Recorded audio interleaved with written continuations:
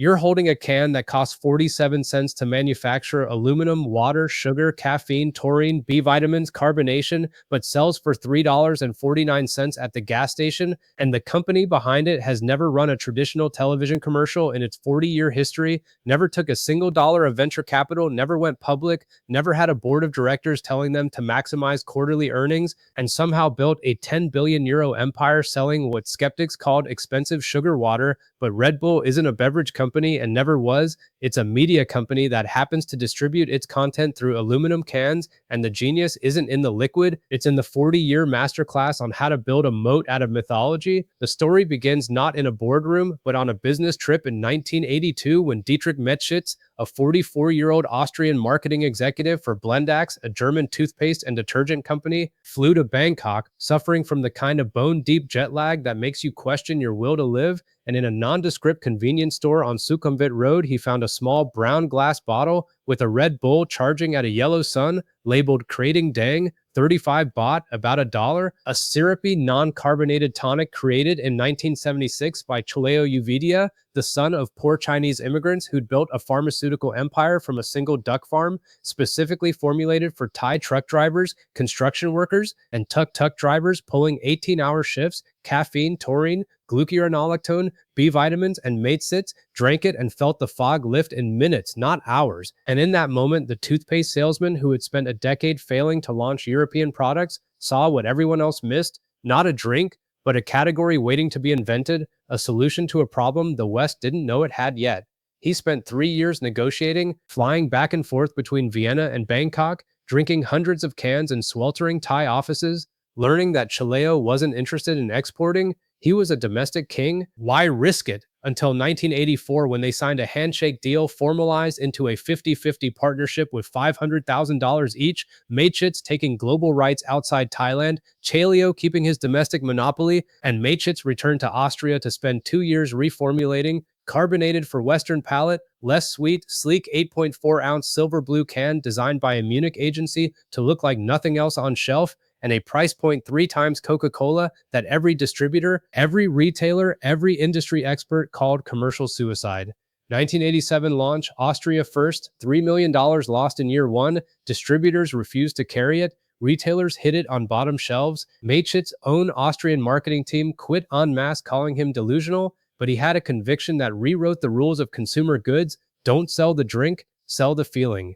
Instead of advertising, he hired attractive university students, the legendary Wings teams, to drive branded Mini Coopers with oversized cans mounted on roof racks to universities during finals week, to underground raves in Vienna warehouses, to ski resorts in Innsbruck, to nightclub bathrooms at 3 a.m., literally handing out free cans with a wink and the line that became scripture: Red Bull gives you wings. They didn't buy shelf space, they bought stories. They seeded the product into the moments where young people needed permission to push further, stay up later, try harder. And by 1992, when they hit Germany with the same playbook, same losses, same refusal to quit, the rave scene had already adopted it as liquid fuel for all-night dancing. DJs became unofficial ambassadors, name-dropping it in interviews, and Red Bull became the badge of the counterculture, the secret handshake of the tired but ambitious. But Matschitz's masterstroke came next, the move that separated them from every other brand in history. Asterisk, asterisk, he didn't sponsor extreme sports. He bought them, created them, owned them. Asterisk, asterisk, 1999, Red Bull Flugtag. Ordinary people building homemade flying machines and launching them off piers into harbors worldwide. Pure spectacle, zero product placement, millions watching live and on television. The brand became the patron saint of glorious failure.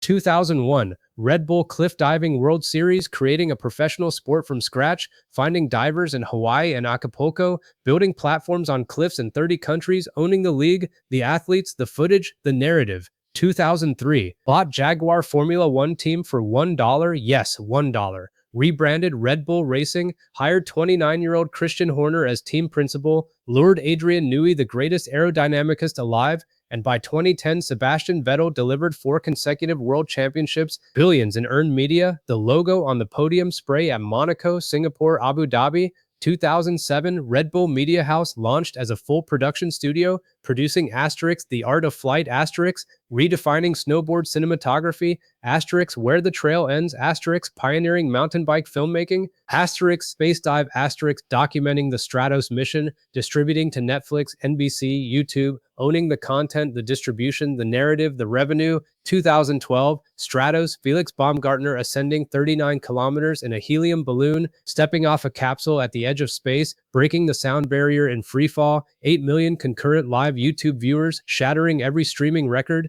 The world watched a Red Bull logo fall from the stratosphere for 9 minutes and 43 seconds, 0 seconds of traditional advertising, the largest brand exposure in human history achieved by Asterix, becoming the event itself Asterix. By 2023, 12 billion cans sold annually across 172 countries, 10 billion euro revenue, 40% profit margins in an industry that averages 2 Formula One teams, 2 football clubs, Leipzig and Salzburg, built from lower divisions to Champions League contenders, a record label, a gaming studio, a music academy, a high-performance center in Salzburg where Olympic athletes train alongside Red Bull drivers, all privately owned by the Metzgets and Uvidia families with zero debt, zero outside shareholders, zero pressure to compromise. The psychology is diabolical in its elegance. They created Asterix identity signaling in a can, Asterix. Holding Red Bull says, I'm the type of person who jumps off cliffs, stays up all night creating, pushes limits, sends it even if you're just studying for organic chemistry finals. They didn't target a demographic. They built a tribe and sold membership for $3.49, leveraging the self-determination theory pillars of autonomy, competence, and relatedness in every touchpoint. The criticism is real and documented. $13 million class action settlement in 2014 for Wings, false advertising, health warnings on caffeine cardiac risks in adolescents, accusations of marketing to minors through gaming and music festivals, worker condition reports in Thai factories, environmental impact of billions of aluminum cans, but the empire keeps expanding because they understood the ultimate business truth that eludes almost every competitor. Asterix products are commodities, stories are moats, Coke sells happiness, Red Bull sells Asterix agency Asterix. Coke wants you to share a smile, Red Bull wants you to send it. Coke sponsors the Olympics, Red Bull Asterix creates Asterix the X Games, so the next time you crack that silver blue can, hear the pressure release, taste the carbonation bite your tongue, feel the caffeine bloom behind your eyes at minute 12, the taurine modulate the jitters at minute 20, the B vitamins sustain the clarity at hour 3, you're not drinking an energy drink. You're buying into a 40-year bet that human potential is the only asset worth investing in, that the greatest product ever sold isn't a liquid but a belief, and the wings, they were never in the taurine. They were in the story that made you believe you could fly.